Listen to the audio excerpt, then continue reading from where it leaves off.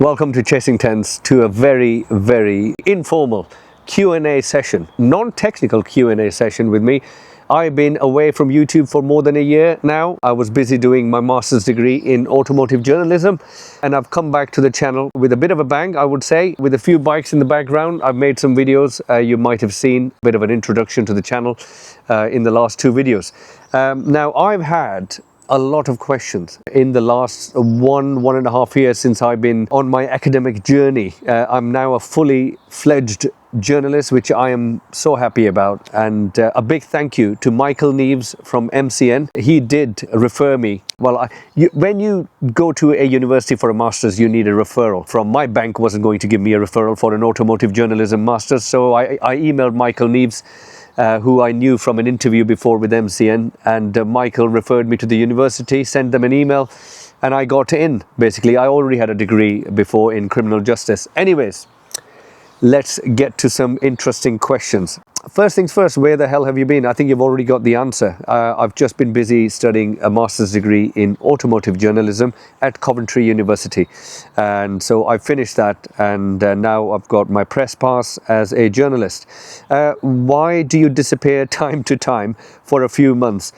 Basically, the answer is, I'm not your typical YouTube influencer, one video Monday, one video Thursday, which I'm going to try to do now, really.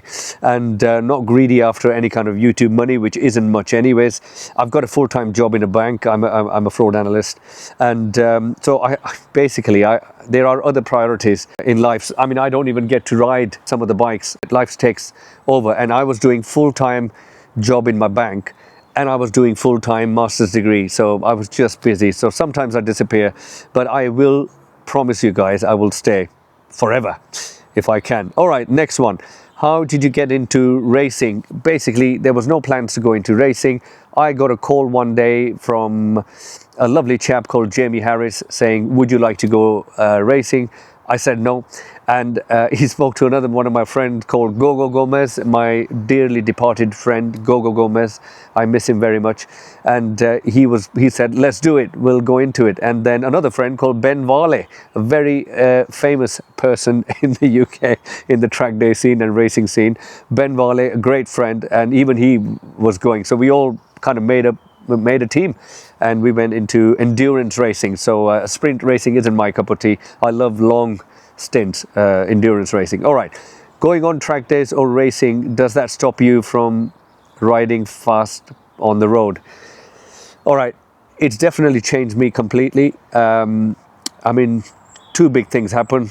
I went into track days and racing big time. I used to ride like an absolute imbecile on the roads in 2013, 14, 15.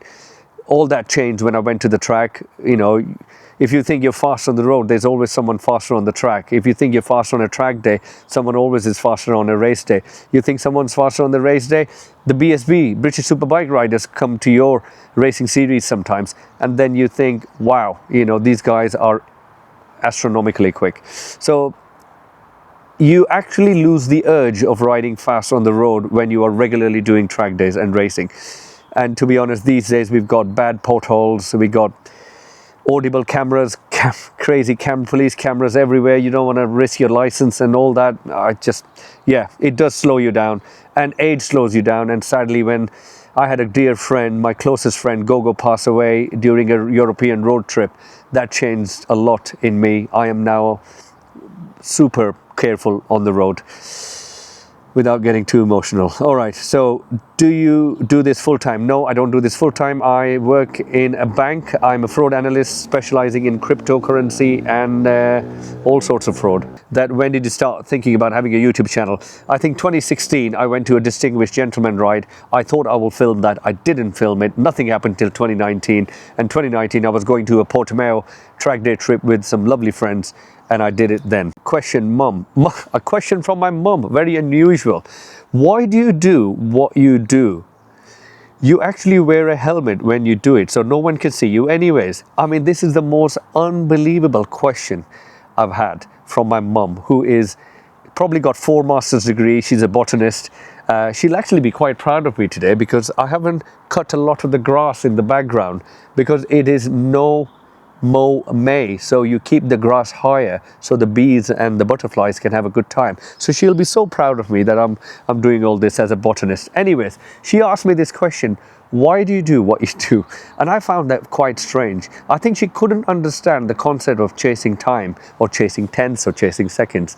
And we were driving to Switzerland on a holiday a year ago when I had a break from YouTube, and she asked me this question, and I really thought, I'm like, wow, some people actually don't understand, know, or compute or can decipher the concept of chasing time on a track. So I found that quite interesting by my mum. So I explained to her, you know, chasing tenths means tenths of a second and chase time. And she was like, oh my God, you get joy out of chasing time? I'm like, yeah. She said, okay. So she didn't really have much to say on that, which was quite interesting. Do you ride all your bikes regularly? Absolutely not. I actually get troubles with carburetors. I mean, the Triumph Daytona Super 3 on there, if I'm on the, if I can focus on the cameraman. Hello, can we focus on the Triumph Daytona? Triumph Daytona Super 3. That bike is absolutely bulletproof. Even if I don't ride it, I don't know, it's got bulletproof carburetors. I think they're Bakunis, if I'm not wrong. They're just superb. That bike never lets me down. Other bikes, I mean, Honda CBR did give me an issue when I didn't ride it for a year. The two Ducatis I've only bought recently. Aprilia is electronic fuel injection. Actually, the Ducati 907IE is a fuel injection bike. But the Suzuki gave me a lot of problems when I didn't ride it. So yeah, I don't ride them very often, and they do give me problems. But now I will start riding because I will do some content. Did you ever ask for sponsorship from any company? Yeah, I did ask for sponsorship from a company. I mean, I did some videos on some fantastic tires. They got a lot of sales from it, and I told them I'm doing a great job without you telling me anything. Can I have some tires for racing? And they didn't say no. I didn't hear anything back, so that's a bit of a no. So it's all right, you know. If it can happen to someone like me who creates content, meaningful content, it can happen to anyone who wants to put a sticker of a certain company on the bike. So yeah, it's not easy to get sponsorship, guys, and you know that better than anybody else if you're racing.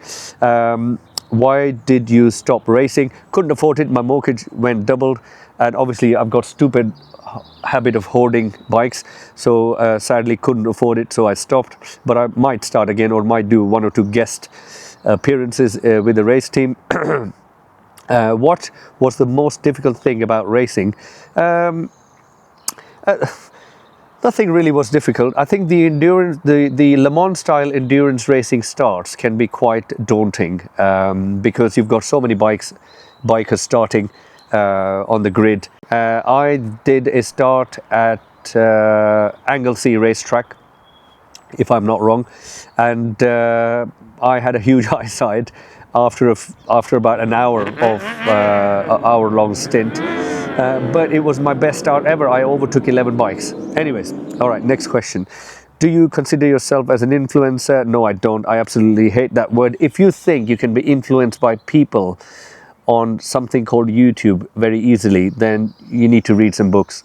You know, I think the name influencer, content creator, I think content creator is okay because you are creating content, but you can't be influenced by even people like, I don't know, anyone. You know, just read books. Read, putting my journalist hat on. Have you ever sped up your footage? Very interesting question. Never had that. I've never sped up or sped up my footage of my track days or racing. I always have a lap timer, so if I speed the footage up, the lap timer will go quicker anyway, so you'll know. And I can't put the lap timer afterwards. It's complicated. I've never sped my footage. You can't do it. I've always normally do that. Even if I don't put the lap timer because of a GPS issue, I never speed my footage up. It's pointless. You're cheating yourself. Do you get any hate online? No, I don't get any hate online. I mean, when I did the over suspension device video, which is like a mass damper for a bike, I think a lot of people called it snake oil, and I think a lot of people got some late deliveries from some company, and they put some negative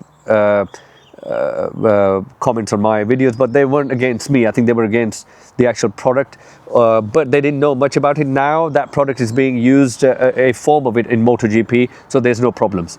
So I don't normally get any hate. You know, if you do want to hate me, just meet me for a pint. I'll give you a hug. We'll go for an Indian mixed grill. We'll be best friends. Don't worry. Why haven't you upgraded your track bike? It's an interesting question. So that, if I'm, excuse my white chair from 15 years ago, that is my Aprilia RSV4 RF. So I've had that bike since 2017. It is 178 horsepower max, and to be honest, it's enough. It's enough. I mean, who's better than a 178 bhp bike, realistically speaking? BSB riders, super stock riders. I mean, it's enough. I wouldn't mind upgrading it. I mean, if I sell all of them, I can probably buy a nice Ducati V4 or Aprilia V4, new one. But I'm really happy with that bike. And I always say one thing, guys. If you keep a bike for a very long time, you actually get used to everything and anything about that bike. You marry well into it. And I think I really love that bike. Best handling bike out there, Aprilia's. And I just truly love it. It's done me. I've had crashes on it. It's a very difficult bike to crash. I've still crashed it. It's done me good. I love that bike, so it's not going anywhere unless I win a lottery. All right, who do you support in MotoGP, BSB or World Superbike? All right, you're going to get bored of this. I mean, I support a Finnish racer from back he died in May 1973, Journo Saarinen, and I like Schwann's, Rossi. Marquez recently has been doing fantastic. I'm okay. I support the underdogs. If you are a team who is underfunded, who doesn't have much sponsorship, and you do really well, I like that. Or the Aprilia story is fantastic. I mean, they started in 2015. I think they won the World Superbikes with Guntoli. Then they came to MotoGP, and they've been really at it for 10 years, and now they seem a bit competitive, quite a bit competitive. Hopefully the trajectory is still going. So I like the underdogs, really. BSB, I like, I'm a big fan of Ron Haslam. Sorry guys, I'm a bit old. World Superbikes, Toprak is great. Carl Fogarty, I mean, how Carl Fogarty, the Ducati 888, which is a earlier World Superbike kind of bike to this 900 Superlight, how they did what they did in those days, or 851 Ducati, unbelievable. All right, why haven't, okay, we've already done that. Why do you keep buying older bikes? Because I'm old? No, the truth is I like organic, I like more organic kind of bikes, you know, less electronics. Even on the Aprilia, all my electronics are turned to 1, which is minimal, and ABS is deleted. Wheelie control is 0. I think the only one I have is traction control on 1. In the rain, I'm put it to 4 because it's less intrusive. It's the early version of the traction control. So yeah, I'd rather just learn how to auto blip and you know, all these things. And they've got so much. You've got nothing to worry about. You turn the key on, choke, start the bike. You don't have 10 different settings. You have a good time on your bike, great time on your bike, without worrying, just tire pressures really, and make sure nothing is leaking. But I love these bikes. They've got a lot of soul, a lot of panache. They're very plush. If you look after them, they look after you. It, you know, pays you dividends. All right. What's your most memorable move on the track? All my crashes were my most memorable moves because I remember them like the back of my hand, and I'll do a video on all my crashes coming up soon. But I do from my last track day at Andalusia, which was 2.5 years ago. What a sorry state. With Matt from TBR Performance, who is 2 to 3 seconds quicker than me on that track normally. I did a 2:05 dead. Maybe he was not in the mood or something, but I overtook him. I came way far from the back, but I overtook him on the outside, and I still made the apex. I just love that because it's the most recent track day, my most recent memory. But I'll do a video on all the track days, but that, I just love that one. I'd love to brake hard. I can brake hard pretty nicely, and it sometimes pays you dividends. I'm getting faster on my track, but I think my fitness is letting me down. What can you recommend? Look guys, I've got a bit of a tummy here anyway, so I can't be a big advocate. I mean, what I can do, what I will say to you is, I mean, when I go to the gym, I lift like a bodybuilder. Chest day, chest and tries, back and bis, shoulder day, leg day. That's not the right way to go. You need to work on your mobility. Number one, flexibility, breathing. Do a bit of pranayama, be a bit of yoga, you know. I mean, if Dorian Yates, multiple Olympian champion, Mr. Universe, whatever, if he can do a bit of Pilates and yoga, you can do it as well. Okay, so breathing, heart rate training is very important. And you got to lift some weight. If you're a man not lifting weights, you know, sorry state. All right, what was your automotive journalism master's degree helpful? Do you consider yourself as a proper journalist? Well, short answer is yes, it was very helpful. On paper, I am a journalist. What it has done now to me is I'm now addicted to reading books, reading old magazines. I bought 22 old magazines from different eras, 4 different bikes I've got, and reading what people used to write, and I've just fallen in love with writing. And even when I had an interview with MC, and we'll talk about that in a bit probably, all they asked me in the interview was about writing, reading. So yes, it definitely has made me a better, more knowledgeable person, and also made me much more aware of copyrights, infringements, and original content. Always kind of do your research before you say, do, or write anything. So yeah, for sure, very helpful. And now I'm also part of the British Motoring Writing Guild as well. So okay, do I need to do a degree or master's degree to be a motorcycle journalist? Does Michael Neves from MCN, who is considered to be the topmost motorcycle journalist around, does he have a degree? No. In automotive journalism. Does he have a master's? No. What did he have? He says he got a job as a bit of a he won the like a competition, but there was more to it. He still did a lot of writing and testing on the bikes with California School and all sorts, and he went through a 6 to 8 week crash course in journalism. You do need a little bit of it, but I do think if you listen, read and write on a regular basis, read what other people are writing, that will make you a better person in terms of using of terminology, I think. And if you want to apply for any motorcycle or auto journalism job, have a portfolio where you have written for someone or for yourself, or a blog, or you have your own website, or you just have a Facebook page. How difficult is it to make a Facebook page? Write on it. Who cares? I've got an automotive journalism page with 10 people, 8, and 6 of them are my university colleagues. Who cares? Write, post. I've got a website. I still write sometimes. Just do it. And at least when you go for a job, you've got something to show. All right. Did you apply for any automotive jobs? Yes, I did. However, the money was very less. I'm in my early 40s. I've got a big mortgage, got an expensive hobby. I can't be surviving on 28k, as simple as that. I need something more. So I think if something tangible comes, it'll be fantastic. I wouldn't say no. I think I will go for it, probably for, yeah. But yeah, I work in a bank at the moment. Salary is okay to support this. Not a lot. I haven't got a lot of savings because all the savings are here.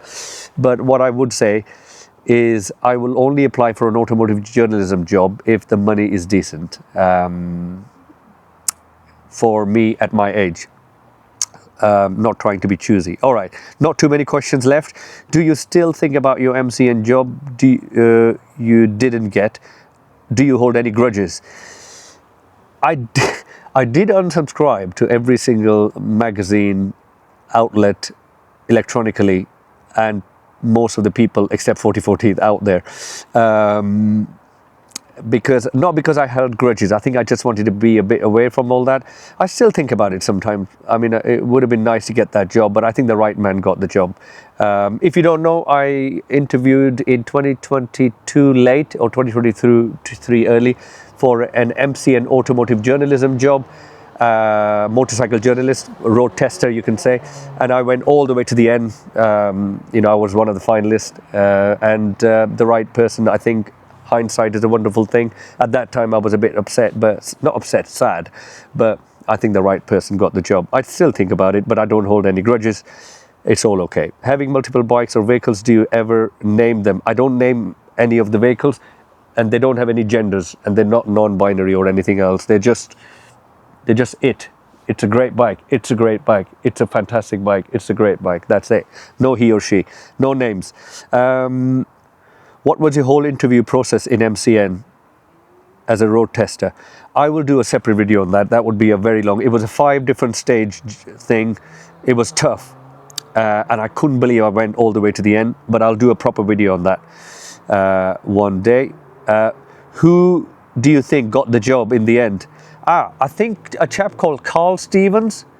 You might have seen him on MCN. I think he got the job, and well deserved. I mean, he had some background in another magazine, I believe.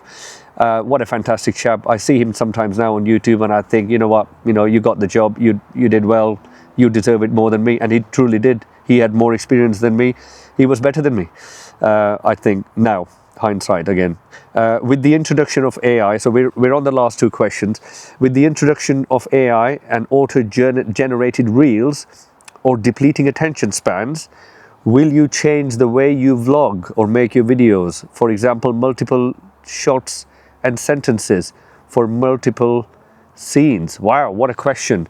I should have got the name for this. What a question. It is a great question. Nowadays, you see, with AI or the new style of vlogging is you say one sentence here, one sentence there, one sentence there, different camera angles. I think it's fantastic. It works for some people, but I think that actually is helping with depletion of attention span. I think if you can't watch something constructive for 15 minutes, it's a sorry state. Something constructive, I say, something which adds value. And I think vlogging is all about adding value. If you're talking rubbish, in the first 20 seconds of when someone is speaking, that if they know what they're talking about. My vlogging style, yes, I'm going to reduce the times. My videos used to be up to an hour, 50 minutes, 30 minutes. I'm going to bring them back, except Q&A sessions. Q&A can be long, but I will definitely shorten my videos. However, the style will be patient, plush, full of tranquility, chilled out, and hopefully full of knowledge, or you get something out of it. Finally, any tips from going to intergroups to know? Oh, this is very common. I get this a lot. Any tips from going from novice group to, this is the last question, going from inters group to novice group to inters group. Basically, I can't tell you anything. You need to, the best answer is, when you go to a track day, most companies do free track day instruction. A session or 2 or 3, you can always ask a chap to say, would you come out, an instructor, would you come out please for a session, tell me if I'm good enough to be in an inters group. They will give you the best answer. It's on track. They see your body language, body positioning, braking, acceleration, confidence. They'll be the person, they'll be the true people who'll tell you. But I will do, that's an interesting question, I'll do another Q&A another day with the technical bits. So I did write down 3 of those things. So like, for example, shall I remove my ABS? How is the IRC blipper performing? Stuff like that. I'll do another video. This video has gone too long, but I hope I answered everything. Sorry I've been away for too long. Things have changed. AI has just taken over. I cannot believe I opened my social media feed and it's just full of AI, and I just can't believe it. Can we go back to 2016? We had enough internet to survive, enough internet to apply for jobs, enough internet to get next day delivery. I'm just not a big fan of what's happening, but it is what it is. Thank you for watching, guys. Any questions, please put them in the comment section. The best way to contact me is through Instagram, chasing.tense. I always respond, always, and feel free to follow all other social media pages. You get a bit more of a personal side to me, and hopefully you got some personal side from this Q&A session.